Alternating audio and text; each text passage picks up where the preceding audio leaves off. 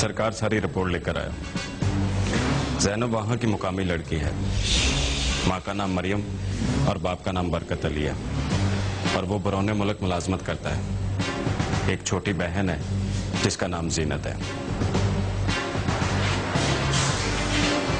तुम्हें ये सब कैसे पता चला?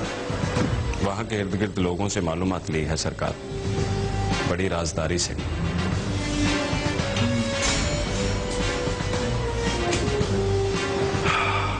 रिपोर्ट पक्की है ना?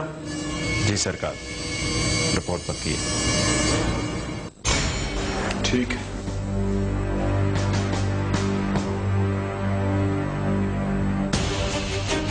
ठीक है,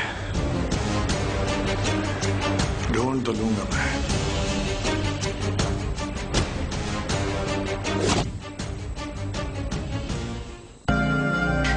मैं अब्दुल्ला भाई को कैसे समझाऊं आपा? आप तो जानती हैं सिप्ते इस नेचर का लड़का नहीं है, फिर वो मेरा यकीन क्यों नहीं करते? ज़ैनी, मैं मानती हूँ सिप्ते उस नेचर का नहीं है जिस नेचर के ताया रजब और उनके बेटे हैं,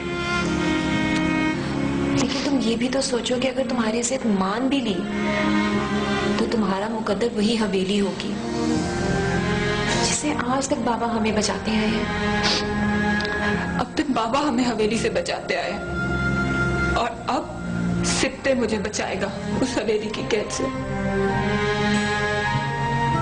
क्या तुमने इस बात की तसल्ली कर ली है कि सिप्ते ताया रजब के हुक्म की खिलाफ वर्जी कर सकता है? वो हर गलत बात के खिलाफ होता है आपा। वो पीर सैयद रजब अली शाह है। सिर्फ हवेली में ही नहीं, पूरी रियासत में उनका हुक्म चलता है और मैं नहीं समझती कि सिप्ते उनके हुक्म की खिलाफ वर्जी कर सकेगा। अभी भी वक्त है ज़ैनी, लौट आओ। वो सब के सब लोग बहुत जालिम हैं और अब तो उन सब ने हमें जान से मारने की कस्में खा रखी हैं। प्लीज आपा, मुझे अकेला छोड़ता है इस वक्त। लेकिन ज़ैनी, आपा प्लीज। ओके,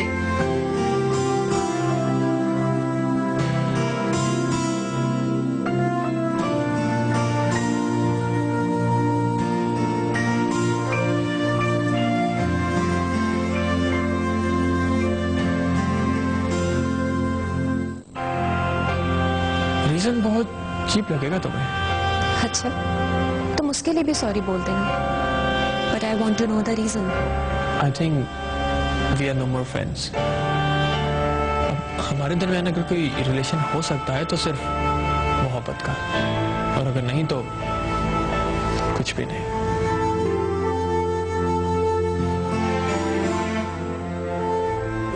शाहान, बेटा तू अभी तक सोया नहीं है? रात के 3 बज गए। नहीं डैड, वो नींद नहीं आ रही थी। तो एनी प्रॉब्लम है सन? नहीं, इट्स ओके। बेटा सुबह ऑफिस जाना है ना? जी डैड। चलो बेटा फौरन चल के सो जाओ। जी डैड।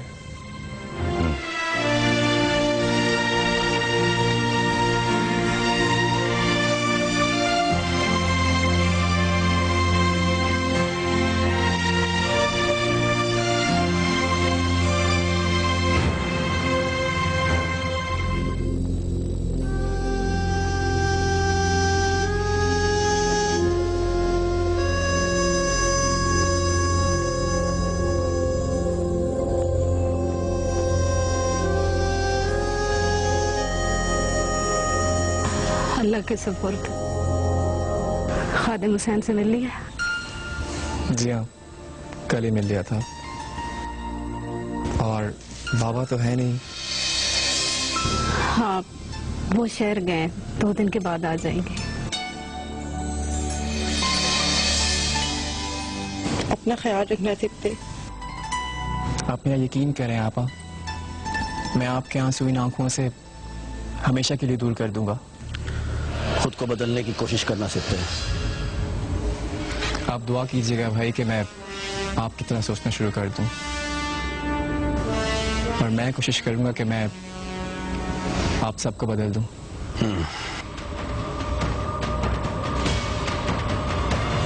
चलता हूं। खुदा हाफिज। हाफिज।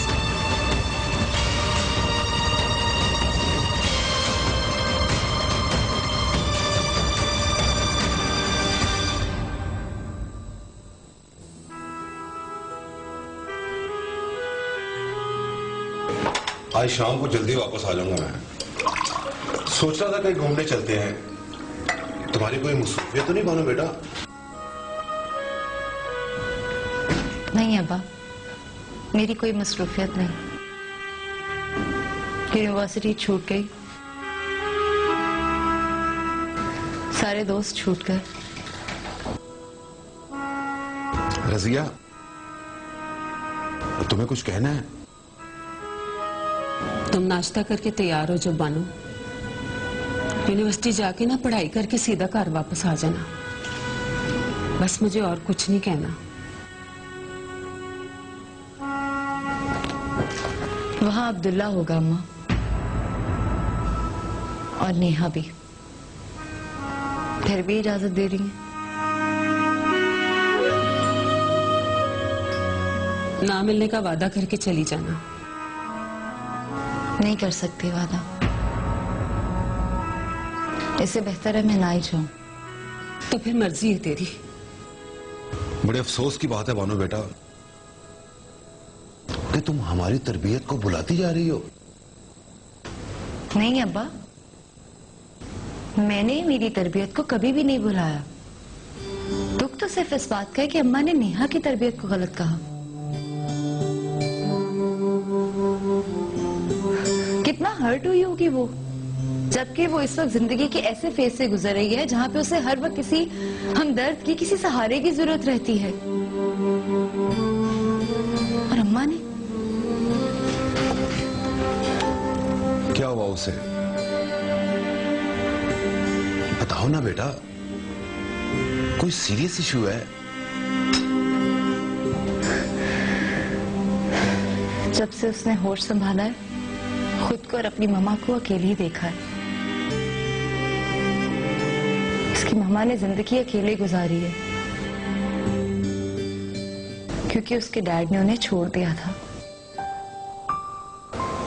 और अब जबकि उसकी अम्मी हॉस्पिटल में जिंदगी और मौत की कश्मकश में है, आप सोच सकते हैं अब्बा कि ये सब सुन के वो कितनी अजियत से गुजरी होगी। और अम्मा ने उसकी मामा की तरबियत को ही गलत कहा। अम्मा ने उसे बहुत जलील किया है।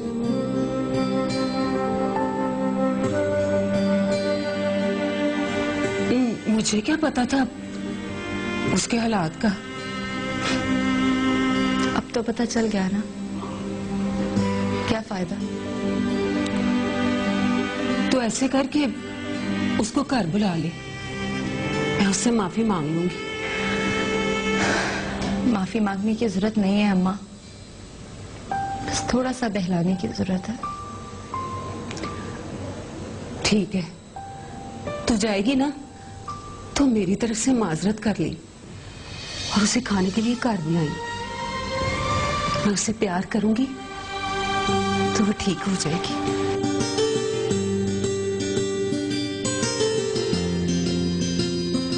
चल अब नाश्ता कर। बेटा नहीं यार, यूनिवर्सिटी जाके क्या करना था? कोई भी तो नहीं आ रहा वहां। वेल, माँ बानो तो आती होगी ना? नहीं जनाब, माँ बानो भी गायब है। फोन कॉल तक तो रिसीव नहीं करती। तो क्या वो तुम्हारा फोन भी नहीं उठाती? मेरा भी क्या मतलब? तुम्हारा फोन भी नहीं उठाती? हाँ यार, अल्लाह खैर करे, कोई सीरियस मसला ना हो। अच्छा चल यार, तू ज्यादा सीरियस ना हो इस बात को लेके।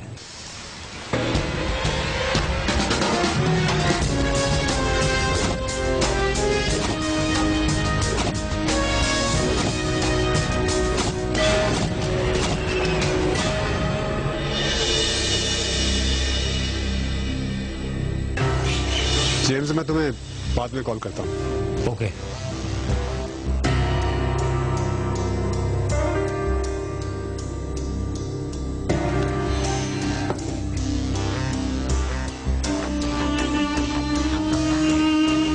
हाय मरियम आंटी।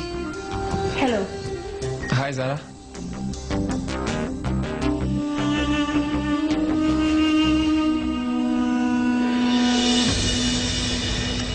हाय ज़ैनी। क्या बात है, कोई मुझसे बात नहीं करना चाहता?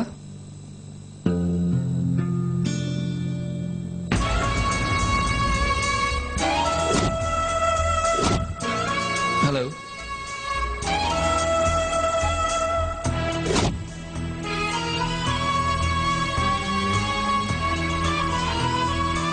भाई ये शाहान का अटर्नी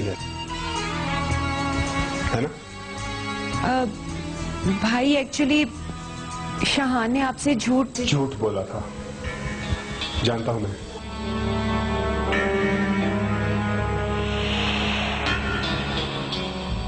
और सिप्ते ये अब्दुल्ला भाई हैं। हमारा तारुफ है।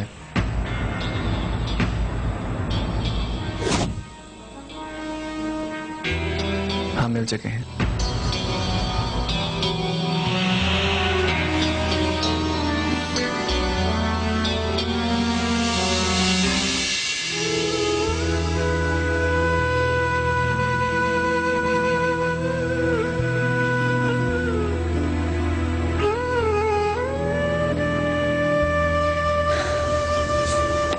मैं उसी दिन समझ गई थी कि आंटी को मेरे बारे में जरूर कोई गलत फहमी हुई है। चलो, बड़ों की बातों का बुरा नहीं मानना चाहिए। अच्छा ये बताओ, आंटी कैसी है? डॉक्टर क्या कह रहा है?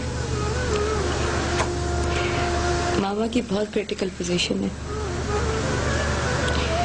डॉक्टर्स तो अपनी तरफ से पूरी कोशिश कर रहे हैं, पर नेहा, ब्रेव यार। तुम ऐसा क्यों नहीं करती कि तुम आंटी के पास इस्लामाबाद चली जाओ? मैं इनकी इस क्रिटिकल पोजीशन को अपनी आंखों से नहीं देख सकती।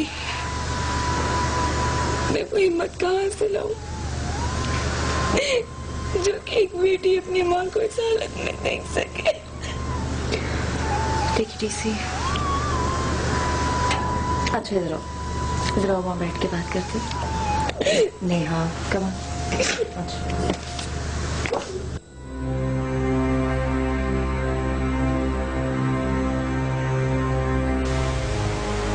तो फिर तुमने क्या सोचा सिप्ते हसन? मैंने तो ऐसा कुछ नहीं कहा था कि मैं सोच कर बताऊंगा। मेरा इरादा मजबूत है। हाँ, मैंने ये जरूर कहा था कि जो भी बात होगी वो अब ज़ैनी के सामने होगी।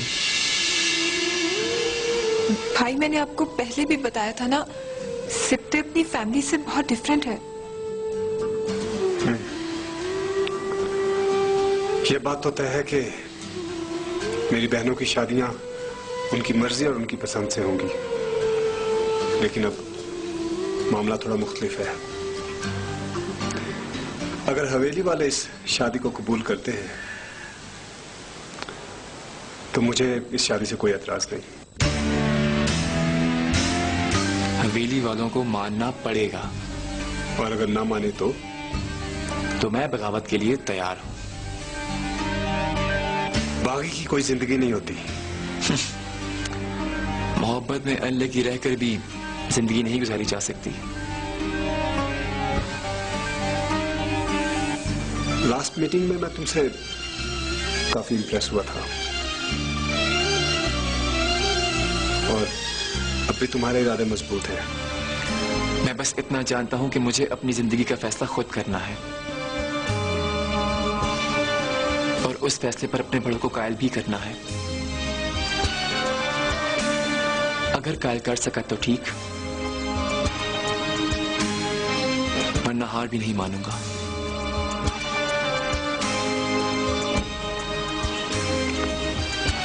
ठीक है, अभी तुम दोनों की स्टडीज चल रही हैं और बहुत जल्द फाइनल्स होने वाले हैं। तब तक मुझे वक्त दो। मैं बाबा जान से बात करूंगा और उन्हें मनाने की कोशिश करूंगा। थैंक यू भाई, थैंक यू सो मच।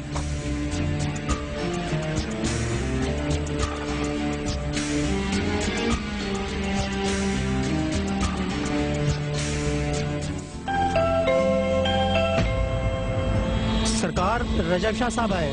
भेज दो उन्हें अंदर।